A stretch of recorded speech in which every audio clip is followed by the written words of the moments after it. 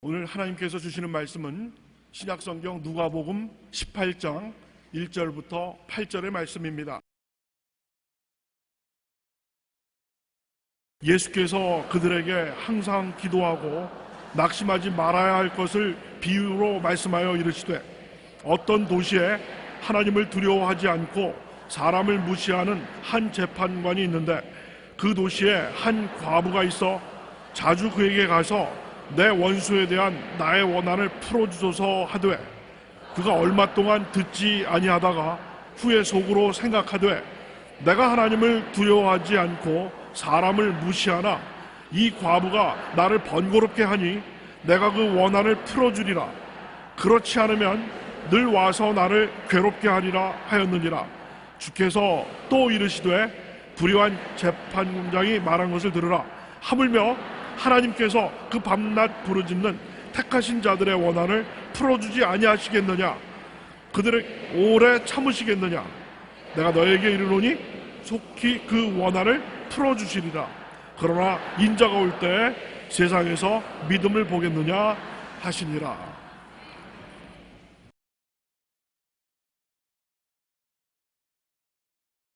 항상 기도하고 낙심치 말아야 한다는 제목으로 말씀을 나누겠습니다.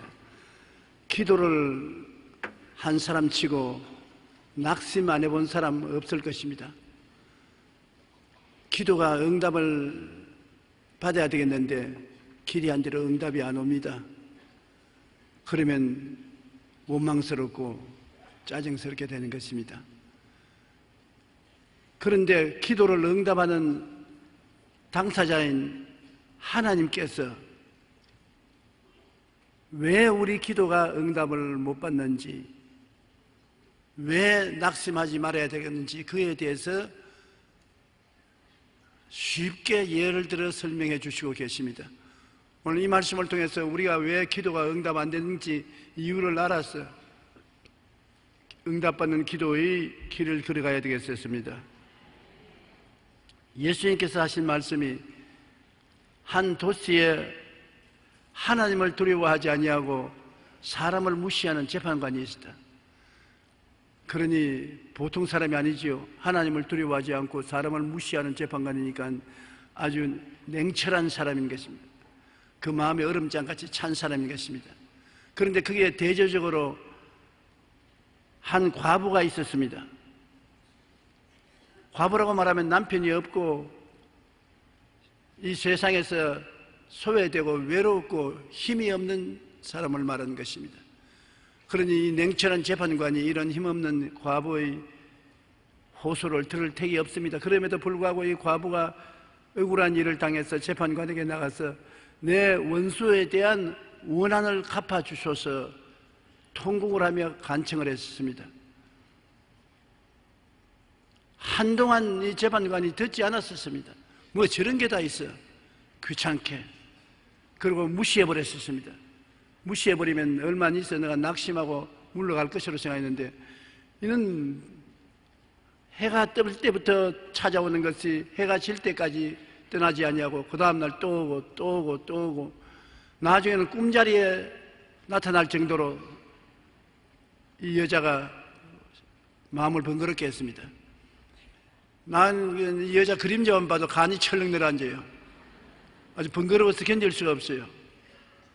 그래서 그 속으로 생각하기를, 내가 하나님도 무서워하지 아니하고 사람을 무시하는데 이 여자가 밤낮으로 와서 나를 번거롭게 하니 내가 견딜 수가 없다. 이 문제를 해결해 줘야 되겠다.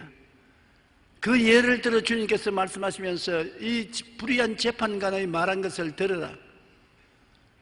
하나님을 두려워하지 않고 사람도 무시하고 이 힘없는 과부의 부르짖음에 응답할 택이 없는데 번거롭게 하기 때문에 응답해 주었다. 아주 귀찮을 정도로 끈질기게 번거롭게 하는 것이 기도에는 반드시 필요하다는 것입니다. 하물며 하나님이 택하신 백성이 그 밤낮으로 와서 부르짖는데 그 기도를 응답해 주지 않겠는가? 속히 응답해 줄 것이다. 그러나 내가 올 때 믿는 자를 보겠느냐? 내가 올 때 과연 반드시 기도를 응답받을 수 있다는 믿음을 가지고 근질기게 이 과부처럼 번거로울 지경으로 하나님을 괴롭게 할 정도 기도하는 사람이 있겠는가 주님께서 탄식을 하셨습니다. 첫째로 우리가 이 이야기를 통해서 배워야 할 교훈은 목표와 꿈이 명확한 기도를 해야 되는 것입니다. 이 재판관에게 찾아온 과부는 막연하게 기도하지 않았습니다. 내 원수에 대한 원한을 갚으셨어요. 온 목적은 원수 갚는 것입니다. 그리고 그 내용은 원한입니다. 원한진 일이 있습니다. 재산을 빼앗겼든지 살해를 당한 사람에 대한 호소든지 억울한 누명을 덮었었든지 구체적인 꿈을 말하고 있는 것입니다. 내 원수에 대한 원한인 것입니다. 어떤 사람 보고 당신은 어디 갑니까? 백화점에 갑니다. 백화점에 뭐 하러 갑니까? 신발 사러 갑니다. 백화점에 가는 것은 목적이지만은 그 분명한 내용은 신발 사는 것입니다. 기도도 한 가지입니다. 막연하게 하나님 잘 살게 해 주시옵소서, 잘 살게 해 주시옵소서, 잘 살게 해 주시옵소서. 하나님 뭘 잘 살게 해달라나? 목표는 분명한데 내용이 없지 않느냐? 뭘 잘 살게 해달라는 거냐? 하나님 잘 살게 해 주십시오. 잘 사는 것, 장사가 잘 돼야 잘 살겠으니까 내 구멍가게가 잘 되게 해 주십시오. 신발 장사가 잘 되게 해 주십시오. 내 직장에 월급이 높아지게 도와주시옵소서. 잘 살게 되는 것이 목적인 것 같으면 그 목적에 대한 구체적인 내용이 있어야 되는 것입니다. 많은 사람이 목표가 분명하지 않기 때문에 기도를 산만하게 하는 것입니다. 이 기도했다가 저 기도했다가 왔다 갔다 하는 기도를 하고 내용이 분명하지 않습니다. 그래서 주님께서 병자위와 기도할 때 주님을 찾아와서 주님 나를 고쳐주시옵소서 할 때 예수님께서 물은 질문이 있습니다. 내가 네게 무엇 해주기를 원하느냐?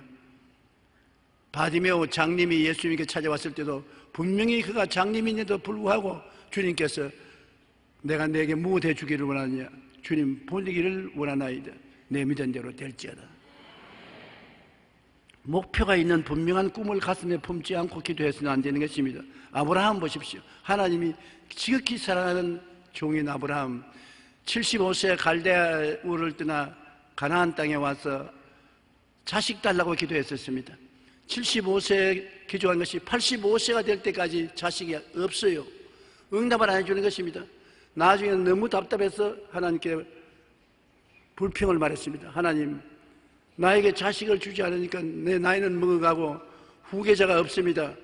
내 후계자는 우리 집에 종으로 기른 엘레셀을 후계자로 삼아야 되겠습니다. 하나님이 응답을 안 해주시지 않습니까? 하나님이 아니야 네 몸에서 날짜가 후계자가 될 것이니 내 명령을 들으라. 밤중에 주님께서 아브라함 보고 천막 밖에 나와서 하늘을 쳐다보라. 뭘 보느냐? 별들이 보입니다. 얼마나 많으냐? 헤아릴 수 없이 많습니다. 그냥 자식을 달라는 것이 아니라 너 아들이 태어나면 그를 통해서 자손이 하늘에 별같이 많게 될 것이라는 분명한 꿈을 마음속에 품으라는 것입니다. 막연한 소망의 기도만 하지 말고 분명한 꿈을 품으라. 별들은 그냥 소망이 아닙니다. 분명한 별인 것입니다. 하늘에 찬란하게 보이고 헤아릴 수 있습니다. 그처럼 분명한 꿈을 꾸고서 기도하라. 그래서 아브라함이 하나님의 말씀을 받아들여서 하나님께 기도했습니다.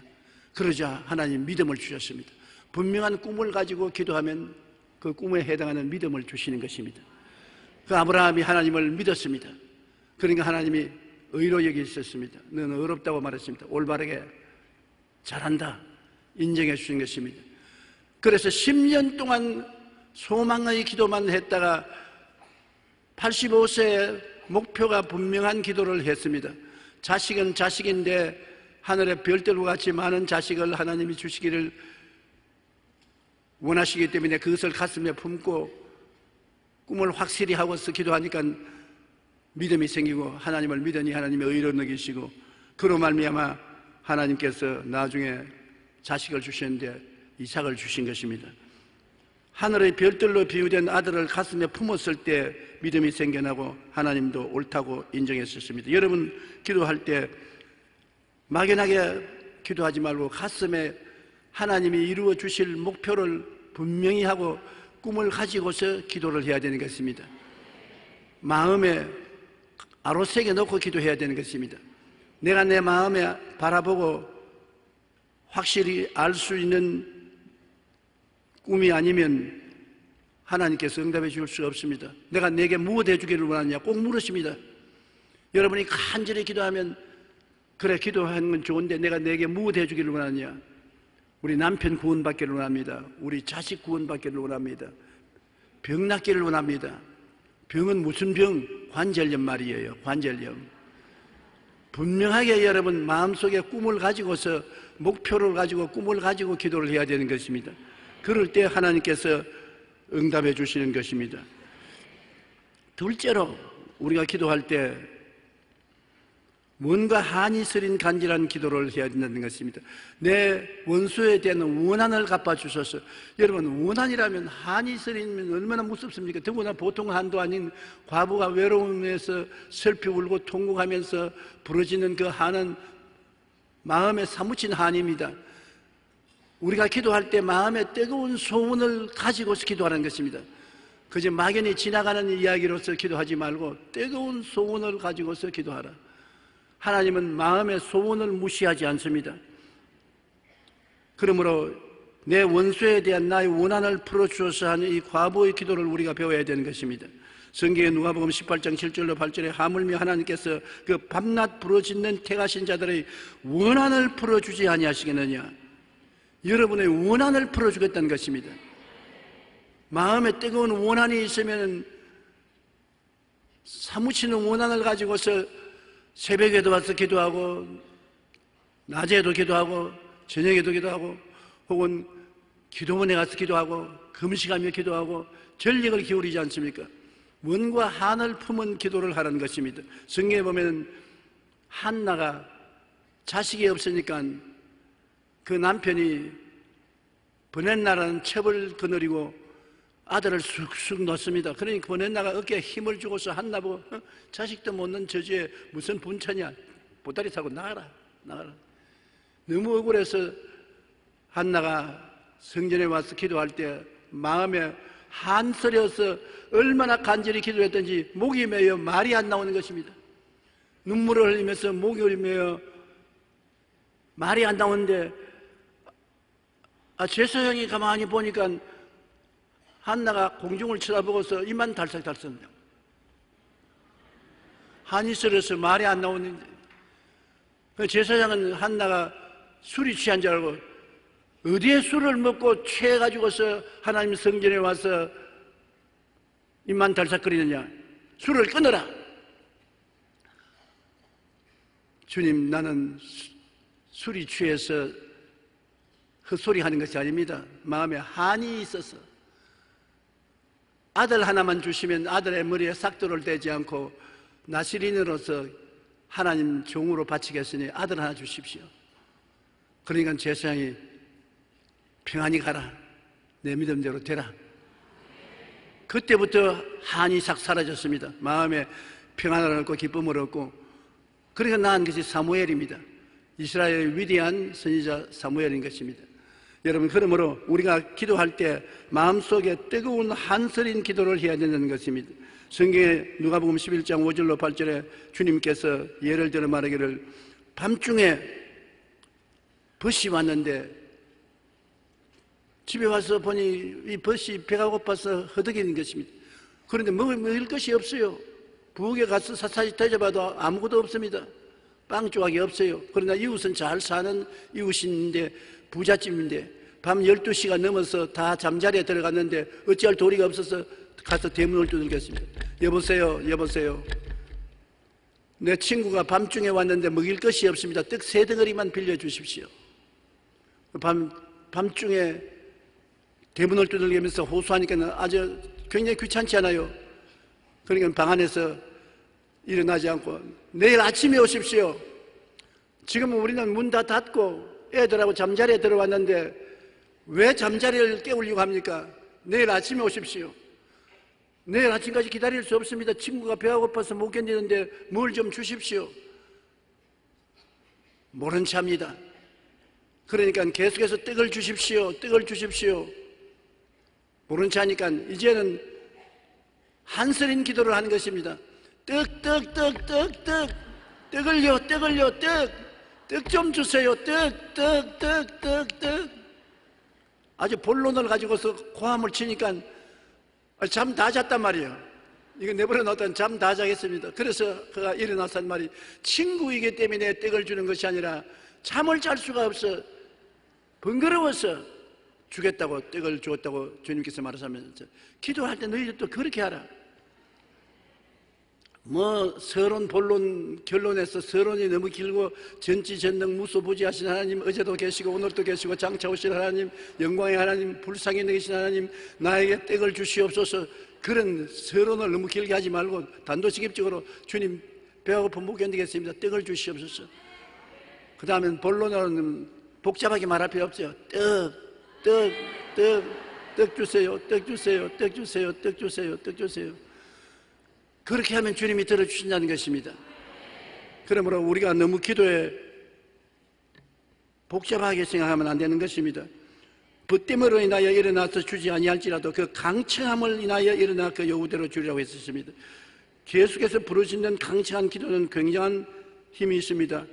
여러분, 미국에서 유명한 소설 바람과 함께 사라지다는 소설을 기억하는 사람 많을 것입니다. 요사이 젊은이들은 기억 안 하지 못해도 우리 세대에는 바람과 함께 사라지다는 영화도 보고 소설책을 읽었는데, 다리를 쩔룩거리게 된 이후에 그는 소설을 쓰기 시작했습니다. 그런데 그 바람과 함께 사라지다는 소설을 7년 동안 걸려서 소설을 적었는데, 그 원고를 들고 여러 출판사를 찾아다녔지만 범범이 딱지를 맞고 뒤돌아서서야 됐습니다. 그러니 그녀는 낙심천만입니다.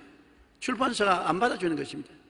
그러나 그는 포기하지 아니하고 하루는 맥미런 출판사의 사장이 기차를 타고 출장 간다는 소식을 듣고 기차역으로 찾아갔습니다. 그리고 원고 뭉치를 사장에게 건네주면서 간청했습니다. 제발 이 원고를 한 번만이라도 읽어주세요. 하도 간청을 하기 때문에 아주 귀찮은 듯 원고를 받아서 가방에 집어넣었습니다. 속으로는 내가 뭘 이런 원고를 읽겠노, 이름도 없는 무명의 처녀가 쓴 작품을 내가 읽을 필요가 있겠냐. 그리고 기차에 타고 출발했는데, 기차 안에 전보가 날라왔어요. 전보에 보니까 마가레트 미첼이 제발 저희 원고를 읽어주세요. 그리고 전보를 쳤습니다. 그래 웃으면서 전보를 찢어버렸습니다. 그 이튿날 또 전보가 왔어요. 제발 내 원고를 읽어주세요. 그 다음 그 이튿날 또 전보가 왔어요. 제발 내 원고를 읽어주십시오. 출장 가는 일주일 내내 매일같이 전보가 옵니다. 그러니까 귀찮아 견딜 수가 없어서 이거 안 읽어주고는 전보가 한평생 따라오면 이거 어떻게 견디냐 말이냐. 그래서 그 원고를 저녁 시간에 내서 읽었는데 너무 재미가 있고 감동이 되어서 그냥 새벽까지 잠을 안 자고 읽었어요. 그래서 그 원고를 출판한 것이 바람과 함께 사라지다 영화화되고 세계적으로 유명한 소설책이 된 것입니다. 그런데 여기에 보면 레이슨 사장이 그녀의 집념에 감동해서 원고를 읽었다는 것입니다. 너무 지독하게 계속해서 낙심하지 않고 요청을 하기 때문에 그 집념에 감동했다는 것입니다. 왜 제가 이 이야기를 하면, 기도도 이렇게 해야 되는 것입니다. 하나님 앞에 계속해서 전보를 쳐야 돼요. 이 미첼은 하루에 한 번씩 전보했지만 여러분 아침, 점심, 저녁 계속해서 하나님께 SOS 연락을 해야 되는 것입니다. 조금 기도하다가 응답이 없다고 포기해서는 결코 응답받을 수 없습니다. 에스더는 죽든지 살든지 결심하고 금식 기도로서 매달린 것처럼 여러분 하나님께 뭔가 한이 스릴 정도로 간절히 기도하면 그 기도가 상달되고 하나님이 감동하는 것입니다. 누가복음 11장 9절로 13절에 내가 또 너희에게 이르노니 구하라 그러면 너희에게 주실 것이요, 찾아라 그러면 너희가 찾아낼 것이요, 문을 두드리라 그러면 너희에게 열릴 것이니 구하는 이마다 받을 것이요, 찾는 이는 찾아낼 것이요, 두드리는 이에게 열릴 것이니라. 너희 중에 아버지 된 자로서 누가 아들이 생선을 달라 하는데 생선 대신에 뱀을 주며 알을 달라 하는데 정갈을 주겠느냐? 너희가 악할지라도 자식에게 좋은 것 줄 줄 알거든. 하물며 너희 하늘 아버지께서 구하는 자에게 성령을 주시지 아니하겠느냐 하시니라. 제일 좋은 선물이 성령 아닙니까? 성령은 바로 하나님 당신의 영인 것입니다. 당신의 영을 주실 때는 있는 것 다 준 것입니다. 하물며 성령까지 주시는 하나님이 무엇을 주지 않겠느냐? 그러므로 우리가 하나님을 찾을 때 구하고 찾고 두드리고 수단과 방법을 다해서 외치는 것입니다. 그럴 때 하나님께서 우리의 기도를 들어주실 수 있게 되는 것입니다. 원한스러운 기도, 이거 참 필요한 것입니다. 셋째로는 목표에 집중한 기도를 해야 되는 것입니다. 여러분, 자파상 기도를 하면 안 되는 것입니다. 기도를 하나님께 적극적으로 응답받으려면 도매상 기도를 해야지 자파상 기도를 해야지. 쌀이면 쌀을 팔고 콩이면 콩을 팔고 팥이면 팥을 팔지. 파도 있고 마늘도 있고 쌀도 있고 포도도 있고 견과류도 있고 온갖 것 다 있는 식의 기도를 해서 안 되는 것입니다. 기도할 때 하나님 아버지여 나에게 축복해 주시옵소서, 건강 주시옵소서, 김씨도 축복해 주시고 박씨도 축복해 주시고 석씨도 축복해 주시고 우리 아들도 축복해 주시고 우리 나라도 축복해 주시고 북한도 축복해 주시고 일본도 축복해 주시고 중국도 축복해 주시고 나중에는 자기도 무슨 기도인지 정신이 하나도 없어서 모릅니다. 혼돈이 돼서 안 하는 것보다 낫지만은 응답은 못 받습니다. 응답은 왜 못 받느냐? 여러분, 우리 기도를 할 때 우리 기도를 방해하는 원수가 있습니다. 마귀는 여러분 기도해서 응답받으라고 박수치고 있지 않아요. 여러분 기도를 어찌하는지 못하게 하려고 막는 것이 마귀인 것입니다. 그러므로 복잡하게 기도를 하면은 마귀에게 충격이 오지 않기 때문에 마귀가 팔짱 끼고 잘한다, 그렇게 해라, 집중적으로 하면 내가 괴로워 못 견딜 테니까 잘해라, 그렇게 하고 마는 것입니다. 다니엘이 파사에 포로로 잡혀가 있을 때 안에 자기 나라가 어떻게 될지 하나님께 그것을 알기 위해서 기도를 하는데 20하루 동안 기도를 집중적으로 합니다. 하나님, 우리 나라가 어떻게 될지 알려주십시오. 우리 나라가 어떻게 될지 알려주십시오. 20하루 동안 기도를 하는데 응답이 없어요. 그런데 20하루째 천사가 나타났습니다. 다니엘아, 네가 기도할 때 첫날에 기도가 상달되었다.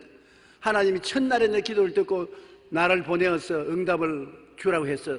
내가 오는데 공중에 오는 게 마귀들이 나를 진을 치고 막았다. 파사 나라를 다스리는 마귀들이 나를 진을 치고 막았다. 내 힘으로는 그걸 뚫을 수가 없어서 20일 동안 대치해 있었는데 20하루째 군장 미카엘, 가장 높은 군대 장관인 천사인 것입니다. 미카엘이 와서 도와주므로 그들의 반대를 뚫고서 나와서 응답을 가져왔다고 하는 것입니다. 여기에 다니엘이 20일 계속해서 기도하고 20하루째까지 기다릴 수 있는 인내력이 있었기 때문에 응답받았지, 중간에 포기했으면 천사도 돌아가고 마는 것입니다. 보십시오. 기도를 응답을 가져오면은 마귀가 그 앞길을 막고 있다는 것을 알아야 되는 것입니다. 그러므로 우리가 쉽게 포기해버리면 안 되는 것입니다. 기도에 사로잡힌 심정으로 우리가 기도를 해야 되는 것입니다. 기도에 사로잡혀서 완전히 빠져서 기도하는 그러한 기도를 해야 되는 것입니다.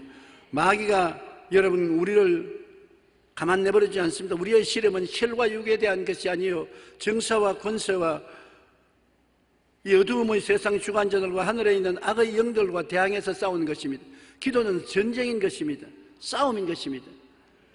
그런데 성령께서 우리를 도와주셔야 우리가 되므로 우리는 기도를 할 때 성령께 의지하고 인내를 가져야 되는 것입니다. 로마서 8장 26절에 성령도 우리의 연약함을 도우시나니 우리가 마땅히 기도할 바를 알지 못하나 오직 성령이 말할 수 없는 탄식으로 우리를 위하여 친히 간구하시느니라. 여러분 기도할 때 답답하면 방언으로 기도하고 그 다음 또 아는 말로 기도하고 하는 기도의 힘은 굉장히 좋습니다. 옛말에 정신이 일도 하사불성이라는 말이 있습니다. 정신을 한 곳에 모으면 어떠한 일도 이루어지지 않겠는가라는 말인 것입니다. 기도도 한 곳으로 정신을 모아야 돼요.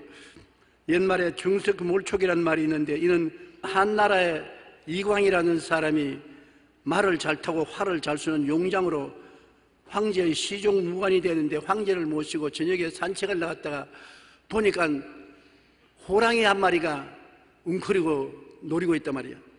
그러니까 이 이광이가 활을 겨누어서 집중적으로 전력을 다해서 쏘아버리니까 활이 가서 그 호랑이가 콱 박혔는데 호랑이가 꼼짝도 안 하거든요. 그래 가차에 가보니까 호랑이가 아니고 바위입니다.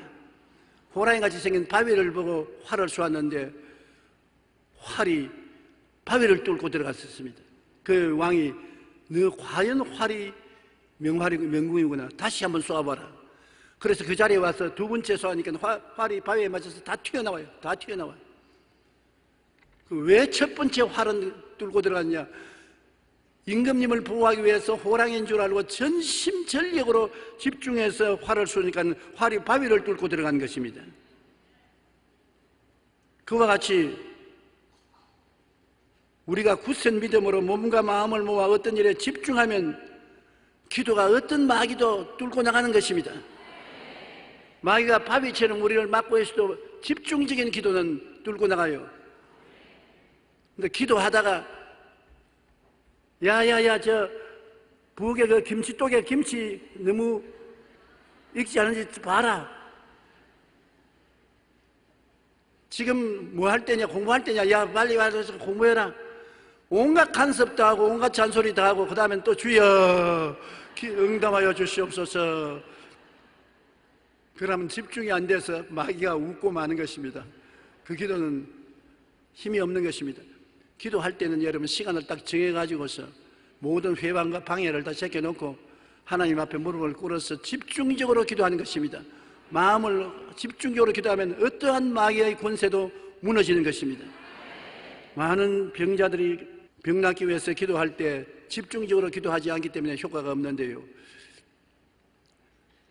3일 금식 기도를 한다든지 혹은 열흘 기도를 금식 기도를 하든지 20일 금식 기도를 하든지, 금식을 왜 하느냐?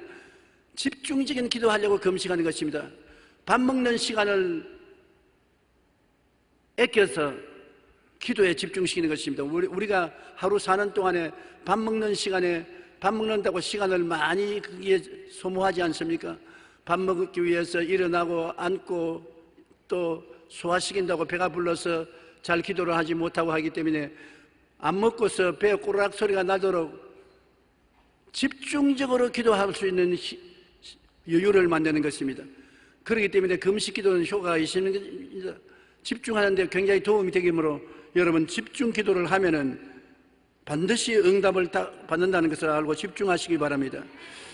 현직 교사인 유미연 씨가 쓴 너는 죽으라고 공부하니 나는 집중해서 공부한다는 책이 있습니다. 이 책은 공부를 죽으라고 한다고 해서 공부를 잘하는 것이 아니라 뭘 하더라도 거기에 집중해서 공부를 해야 공부를 잘할 수 있다는 것입니다. 젊은 시절에 에디슨은 하루 평균 18시간씩 일을 했다고 합니다. 어느 날 친구가 에디슨에게 물었습니다. 성공을 꿈꾸는 사람은 자네처럼 하루에 18시간씩 일을 해야 하는가? 에디슨이 한 말이 아니 그렇지 않다. 사람은 누구나 깨어있는 동안 무언가를 하지. 만일 그들이 6시에 일어나서 밤 12시에 잠자리에 든다면 그들은 18시간을 활용한 셈이야. 나 역시 마찬가지지만 나는 한 가지에만 집중을 한다. 사람이 진짜 원하는 한 가지 목표에 집중한다면 성공할 수 있을 것일세. 문제는 대부분의 사람이 목표를 갖지 못하고 목표가 있어도 집중하지 못한다네. 한 가지 목표에 집중해서 매달릴 때 성공할 수 있다네. 그렇게 에디슨이 대답했습니다. 여러분 그 말을 읽을 때 기도에 적응할 수 있는 것입니다. 목표가 없는 기도가 많습니다. 방황하는 기도, 내가 꼭 응답을 받아야 되겠다고 마음에 정하고 목표를 가지고서 기도하지 못하는 사람 많습니다. 막연한 기도를 많이 하는 것입니다. 목표 없는 기도는 효과가 없습니다. 목표를 정해놓고 거기에 집중적으로 해야 효과를 발생하는 것입니다.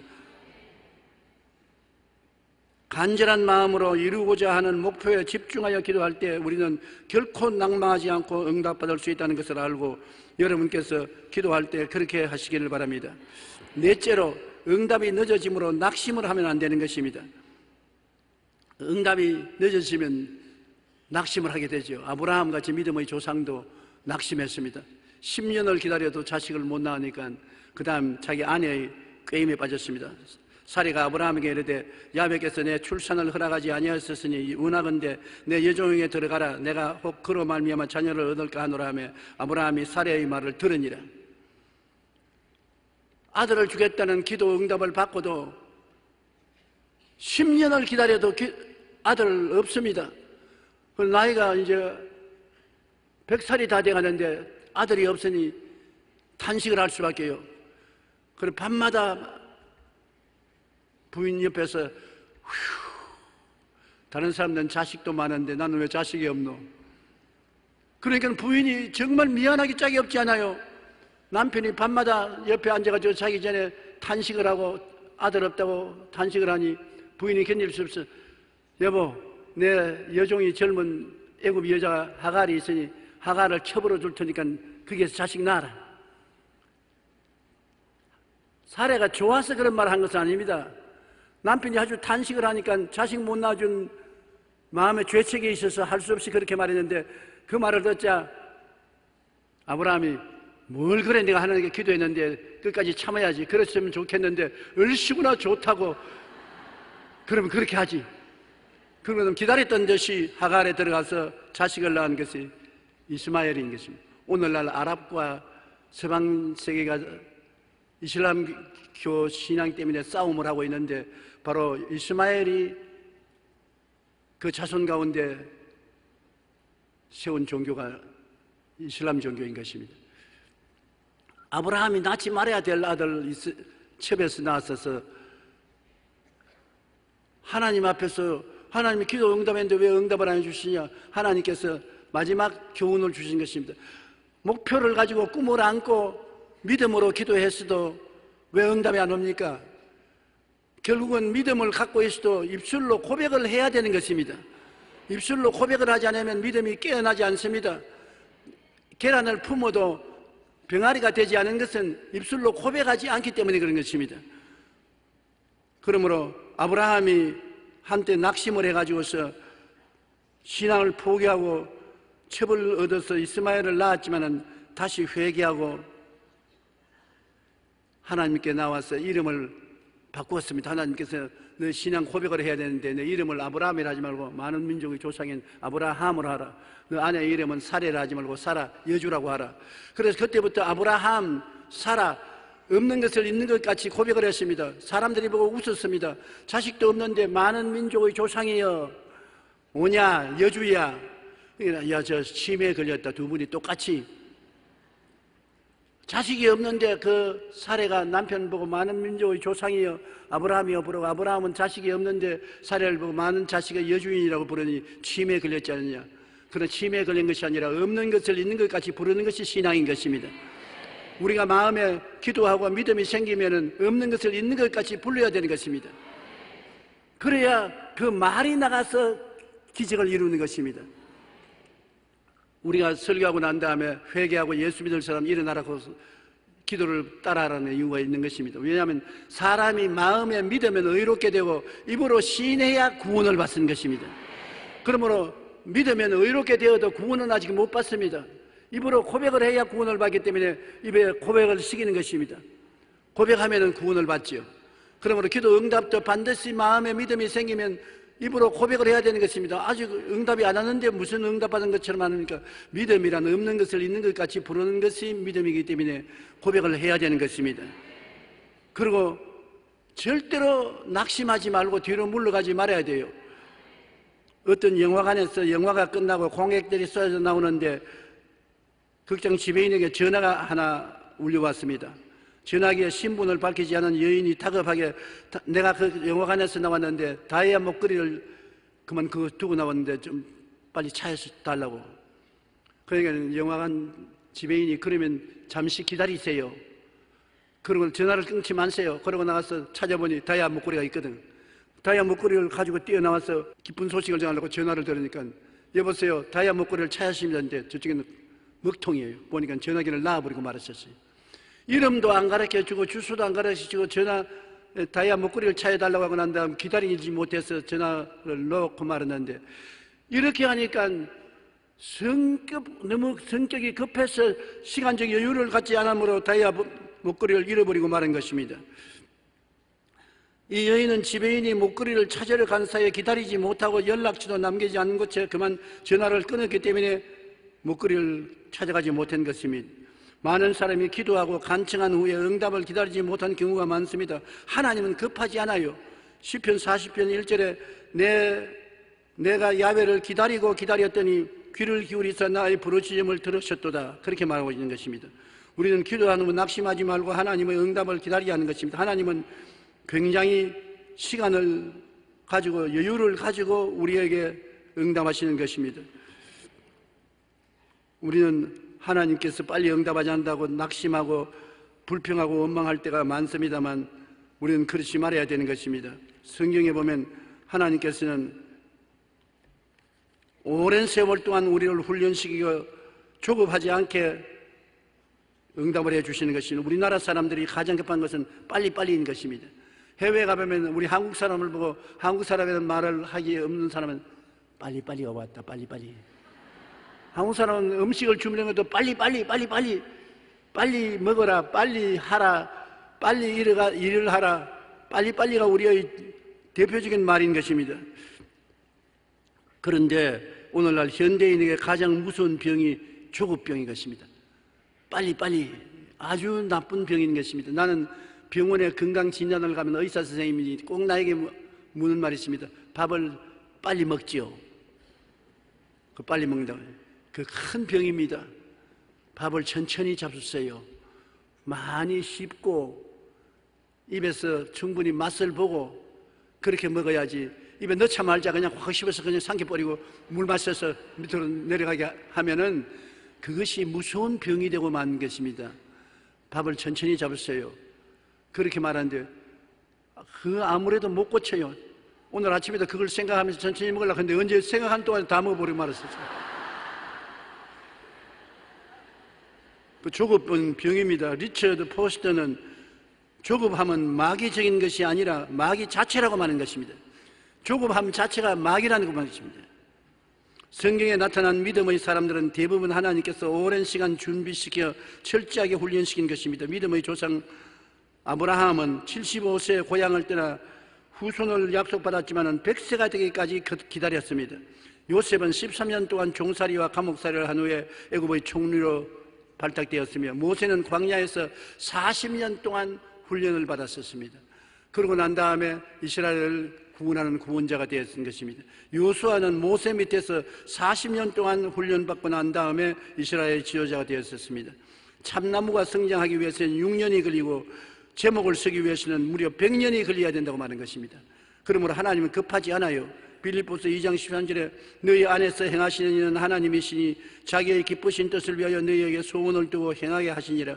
마음에 간절한 소원이 생기면 하나님이 같이 계시기 때문에 하나님 의지하고 끝까지 참고 견디라는 것입니다. 하나님은 우리 안에 소원을 두고 행하심으로 우리는 분명한 목표를 바라보고 인내하며 끝까지 기도하면 반드시 하나님께서 이루어 주시는 것입니다.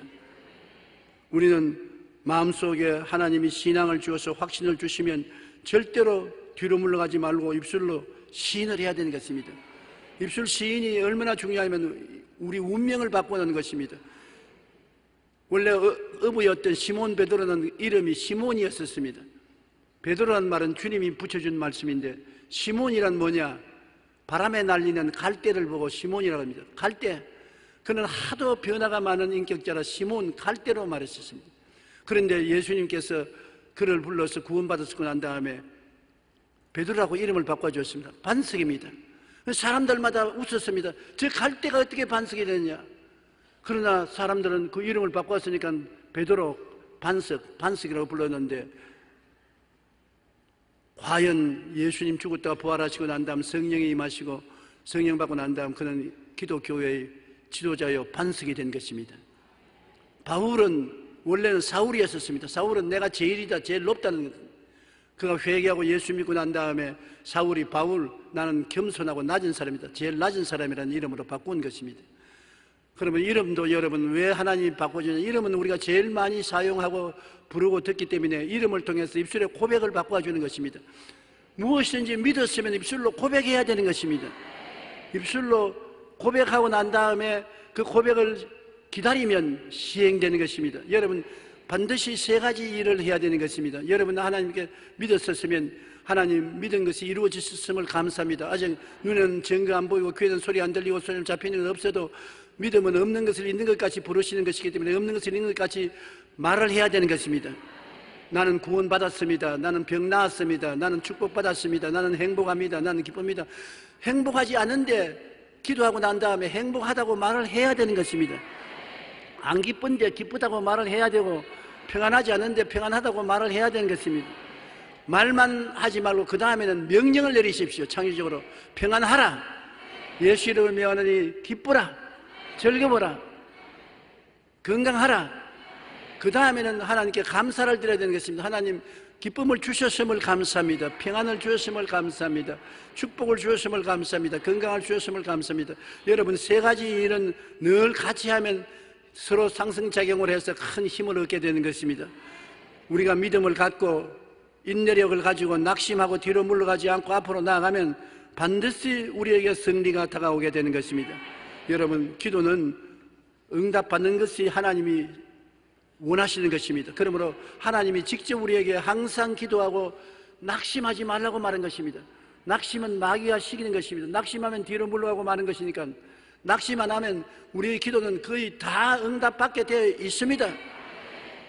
하물며 하나님이 택하신 자손들이 밤낮 부르짖는 기도를 어찌 응답하지 않겠느냐고 말했었습니다.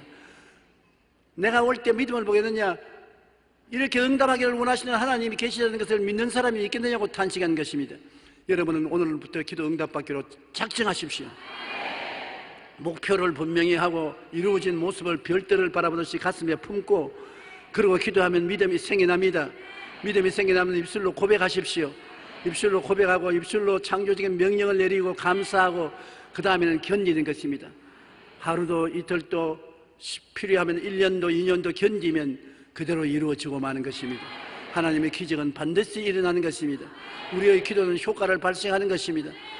지극히 작은 것도 기도하시고 지극히 큰 문제도 기도하시고 기도에 의지해서 하나님의 능력을 받아서 함께 살게 되시기를 주의 이름으로 축원합니다. 우리 기도드리겠습니다. 하늘에 계신 우리 아버지 하나님, 우리 주의 성도들을 택하여서 하나님 백성으로 삼아주시고 하나님과 대화할 수 있고 기도를 응답해 주시니 감사합니다. 오늘 우리는 하나님께 앞에서 기도에 대한 것을 배우려고 모였습니다. 우리 주 예수께서 가르쳐 주신 대로 우리가 기도를 아버지 하나님 목표를 가지고 꿈을 마음에 품고 기도해서 믿음을 얻게 도와주시옵시고 믿었으면 입술의 고백을 통해서 그 믿음이 현실적으로 이루어지도록 하게 하여 주시옵소서. 그래서 우리 성도들이 영혼이 잘 되고 범사가 잘 되며 강건하고 생명을 얻되 풍성히 얻게 하여 주시옵소서. 하나님께서 하늘 문을 여시고 기도의 영을 부어 주시옵소서. 기도의 능력을 부어 주시옵소서. 기도를 통해서 하나님과 교통하는 큰 승리적인 신앙생활을 하게 도와주시옵소서. 예수 이름으로 축복하고 기도합니다. 아멘.